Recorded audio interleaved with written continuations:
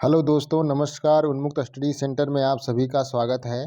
हम लोग अशोक के शिलालेख की श्रृंखला में आज हम लोग 5वां दीर्घ शिलालेख पढ़ेंगे।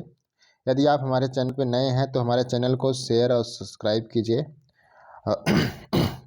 आइए हम बढ़ते हैं अपने 5वें दीर्घ शिलालेख की तरफ। हमारा 5वां दीर्घ शिलालेख क्या कहता है ये हम जानेंगे। देवताओं के प्रिय राजा पियदस्य ऐसा कहते हैं, उपकार करना कठिन है और जो भला करता है वह एक कठिन काम करता है।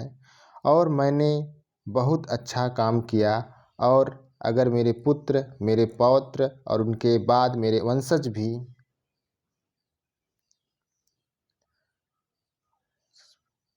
कल्पांत तक मेरे आदर्श का पालन करेंगे तो वह अच्छा काम करेंगे। लेकिन जो मेरे सुधारों की थोड़ी भी उपेक्षा करेगा वह भूल करेगा, क्योंकि पाप करना आसान है। ठीक है, तो अशोक अपने 5वें दीर्घ शिलालेख में यही चीज़ कह रहा है कि उपकार करना कठिन है और जो भला करता है वह एक कठिन काम करता है। मैंने यह काम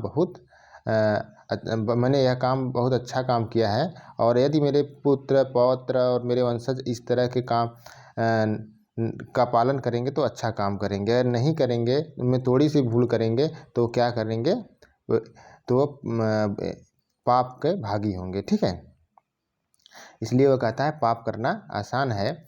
और उसने आगे ये कहा कि प्राचीन काल में धम्म महामात्र नहीं थे। इस अभिलेख का सबसे महत्वपूर्ण जो आपके एग्जामिनेशन के पॉइंट ऑफ व्यू से है कि जो है धम्म महामात्र का जो उल्लेख मिलता है प्रथम बार, वो 5वें शिलालेख में मिलता है। और धम्म महामात्र में वो कहता है, सबसे पहले मैंने अपने अभिषेक के 13वें वर्ष, कितने वर्ष, 13वें वर्ष बाद धम्म महामात्र की नियुक्ति की। ये सब अब इनका कार्य बता रहा है। ये सब संप्रदायों के बीच रथ हैं।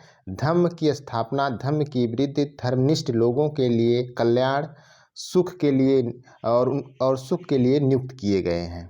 ठीक है, और आगे कहते हैं, वे मतलब यानी महामात्र यवनों, कंबोजों, गंधारों, रिष्टिकों, पितनिकों के और पश्चिम के अन्य लोगों के बीच, सेवकों और स्वामियों के बीच, ब्राह्मणों और धनी गृहस्थों, निर्धनों, वृद्धों के बीच, और तथा जो धर्मनिष्ठ हैं धम्म महामात्र उनके कल्याण और सुख के लिए और उनके कष्ट दूर करने के लिए प्रयास कर रहे हैं। ठीक है, जिन्हें अन्यायपूर्ण बंदी बनाया गया है वे उनके कल्याण की अभिवृद्धि में रत हैं।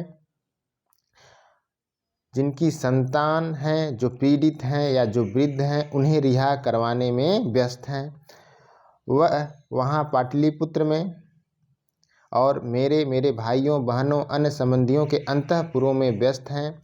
धम्म महामात्र मेरे साम्राज्य भर में सब जगह धम्म से संबंधित सब विषयों में धम्म की स्थापना में और धर्मनिष्ठ लोगों के दान के आयोजन में रत हैं।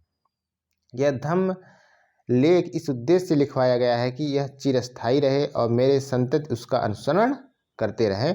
इस अभिलेख में मुख्य रूप से धम्म की स्थापना की बात की गई है, धम्म महामात्र की नियुक्ति की बात की गई है और उनके कार्यों की बात की गई है, उनके कार्य क्या क्या हैं। ठीक है,